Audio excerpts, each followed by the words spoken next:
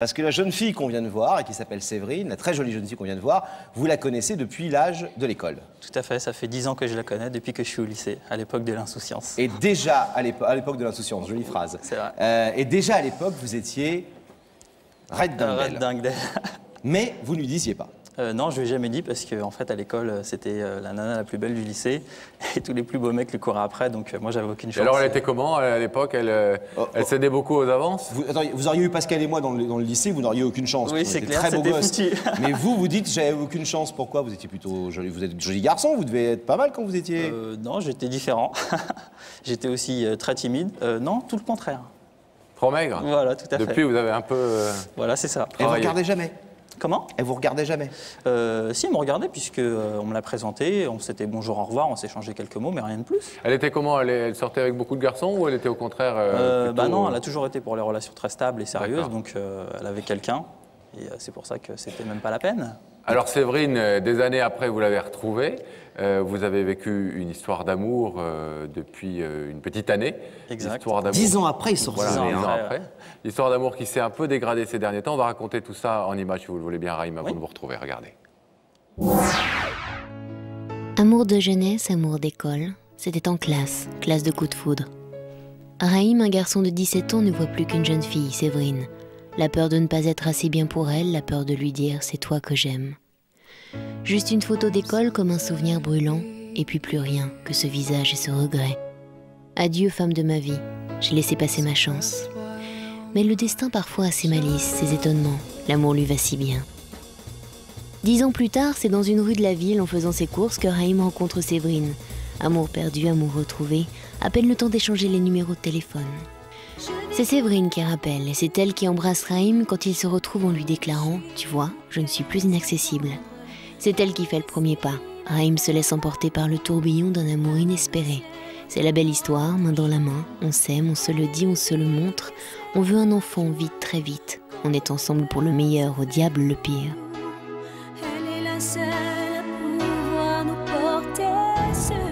Pourquoi faut-il que le mot fin menace les grandes histoires d'amour? Soudain Séverine s'éloigne, et c'est la passion qui perd ses couleurs. Mais quand on a de l'amour, le sens de la quête et la chance incroyable de l'avoir retrouvé, on ne veut plus le perdre. Se battre encore et se dire « ce qui a été possible une fois peut l'être encore ». Ce soir, Raïm a donné rendez-vous à l'amour pour qu'il le surprenne. Mais Séverine est-elle toujours sensible à leur belle histoire d'amour? Belle histoire. Un garçon pugnace et qui sait ce qu'il veut.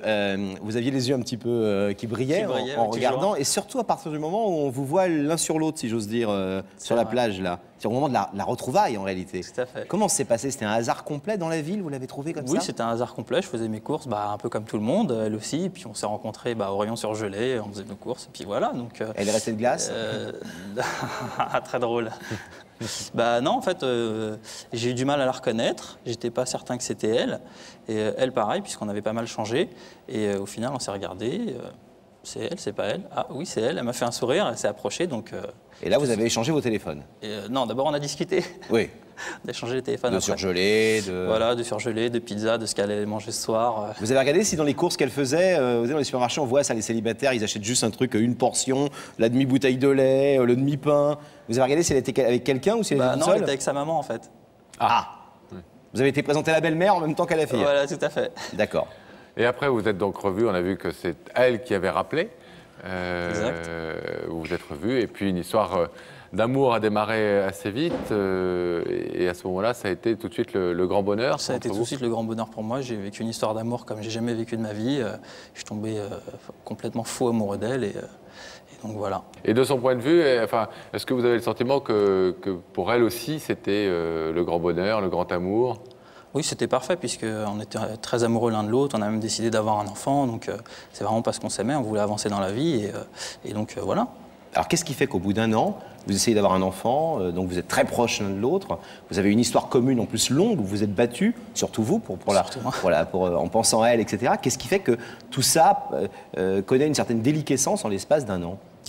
En fait, ce qui s'est passé, c'est que je pense qu'elle a été pas mal déçue du fait qu'on n'ait pas réussi à faire un enfant. Ouais, vous êtes jeune. Oui, c'est vrai. Puis en même temps, on n'a pas essayé très longtemps puisqu'on a essayé que 2 mois. Suite à ça, elle est tombée malade, elle a subi une opération. Et pendant sa période de convalescence, comme c'est quelqu'un qui bouge beaucoup, c'est une pile électrique, elle reste jamais en place. Donc le fait d'être enfermée, de réfléchir tout le temps, elle a pris peur. Et puis c'est vrai qu'elle a eu pas mal de relations sérieuses qui n'ont jamais abouti. Et elle a quand même très peur de l'avenir. Parce que ce que vous nous disiez, et on le verra tout à l'heure avec elle, si elle sait que c'est vous ou pas vous, on lui posera la question, mais c'est qu'elle a toujours beaucoup douté des hommes. Elle a toujours été dans un doute un peu... Elle a été déçue plusieurs fois. Elle a été déçue. Les hommes sont des trompeurs, sont des menteurs, sont des... C'est vrai.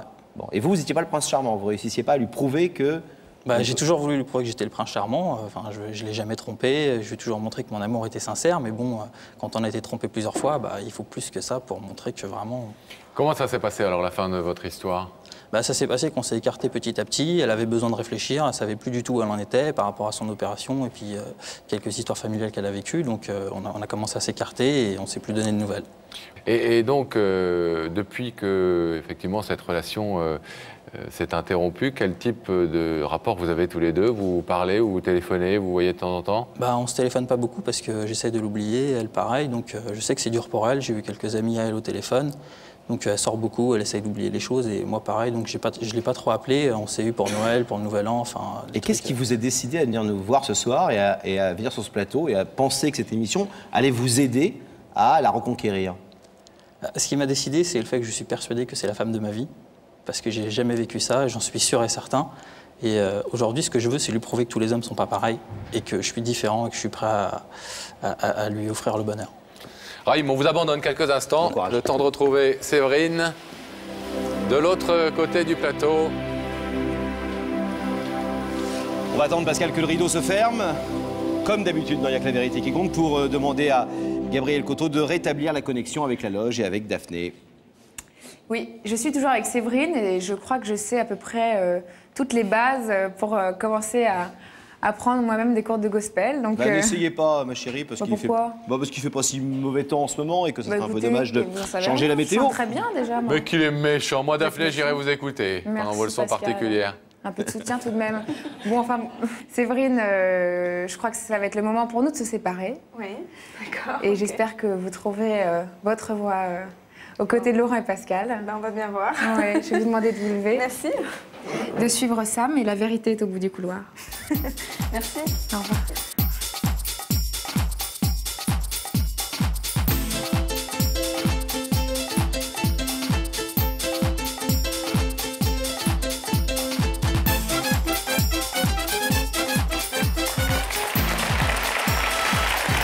Bonsoir.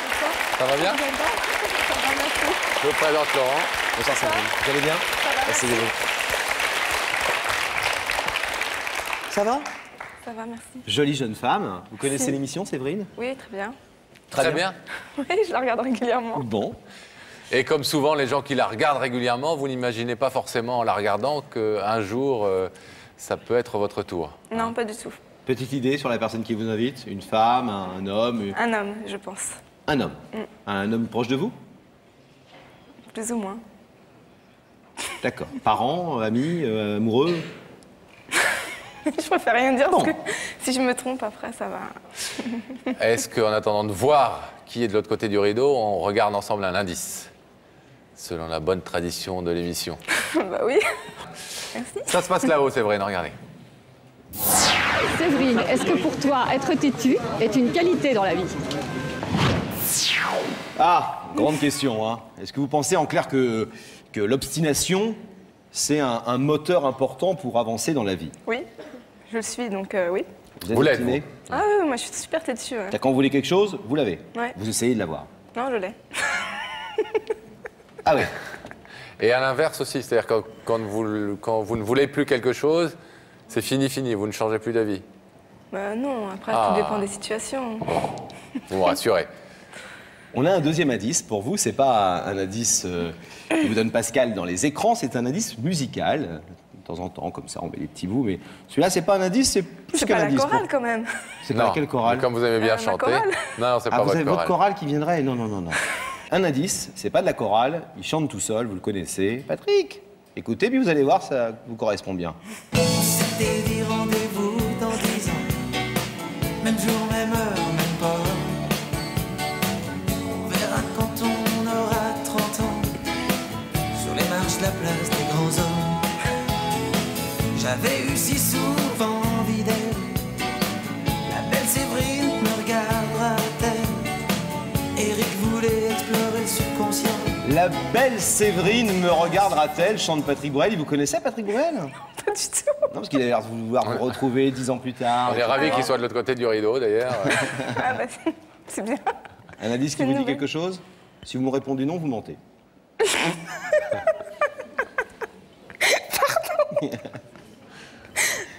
Oui, bah, ça confirme ce dont... Vos doutes. Voilà. Bon, peut-être. Vous voulez aller voir Oui. qui se trouve de l'autre côté du rideau? Bah, Qui elle vous a m'a fait invité me déplacer autant que je vois qui c'est réellement. Alors, regardez ces écrans et Gabriel Coteau va faire apparaître le visage de la personne qui vous a invité.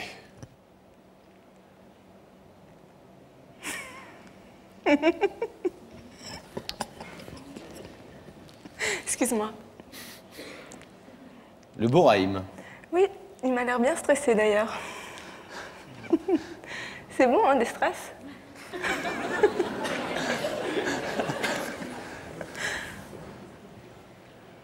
Respire. T'en fais pas, ça va. Ouais, ça a vachement l'air, ouais.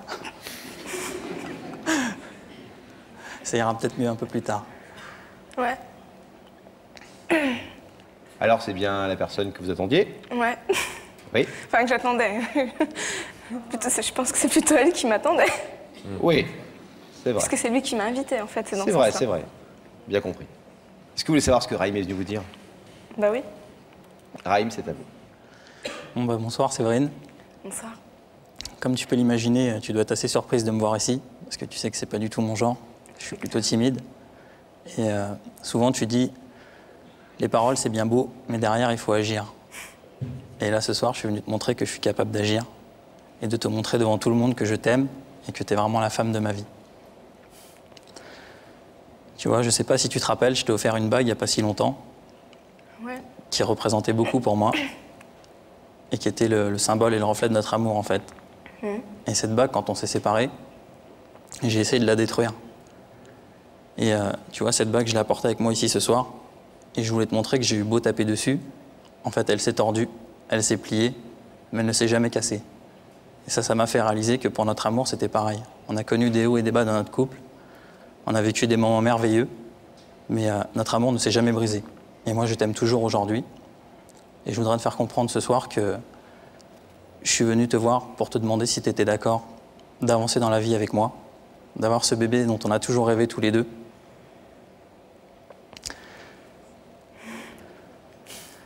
Et de savoir si aujourd'hui tes sentiments pour moi sont toujours aussi forts qu'avant. Et savoir si tu veux continuer avec moi. Tout ce que je voulais dire, c'est que tu m'as fait comprendre il y a 9 mois que l'amour n'était pas inaccessible. Et moi, je voudrais te faire comprendre ce soir que le bonheur ne l'est pas pour toi.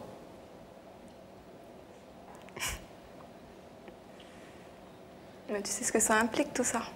Ouais, je sais ce que ça implique. Vous êtes surprise de voir Raïm prendre les choses en main? On a l'impression de... On ne connaît pas tous les détails de votre histoire. Et il n'est jamais question ici de rentrer trop dans l'intimité des gens. Mais on croit comprendre que vous avez peut-être quelques griefs à l'égard de Raïm sur le fait qu'il n'ait pas forcément toujours pris les choses en main, justement. Aujourd'hui, il agit. Vous êtes surprise de le voir comme ça, volontaire, déterminé, bravant sa timidité? Déterminé, non, parce que je sais quand il veut quelque chose, il fera tout pour l'avoir. Mais effectivement, aller jusqu'à faire cette démarche, je suis très surprise de sa part, c'est clair. Juste d'un mot, là encore une fois, sans entrer dans des choses que vous ne voudriez pas dévoiler ni l'un ni l'autre, mais quand vous dites qu'il faut qu'il mûrisse sur certains comportements, de quoi s'agit-il? Par exemple, par rapport à la bague, puisque tu as apporté la bague, sur un coup d'énervement, il s'est mis à la détruire. Moi, j'ai eu très peur et je me suis un petit peu enfuie à cause de ce genre de réaction, entre autres. Et je pense qu'il n'y avait pas lieu de détruire une bague pour me prouver qu'il m'aimait. Je vais vous demander de vous lever face au rideau, s'il vous plaît. Face à ce rideau qui vous sépare de Raïm, venu essayer de vous reconquérir ce soir, après quelques semaines de séparation. Il est venu vous dire que vous étiez la femme de sa vie. Vous pouvez laisser ce rideau fermé, Séverine. Vous pouvez l'ouvrir aussi comme le désire Raïm. Qu'est-ce que vous décidez? Je peux l'ouvrir? Vous l'ouvrez?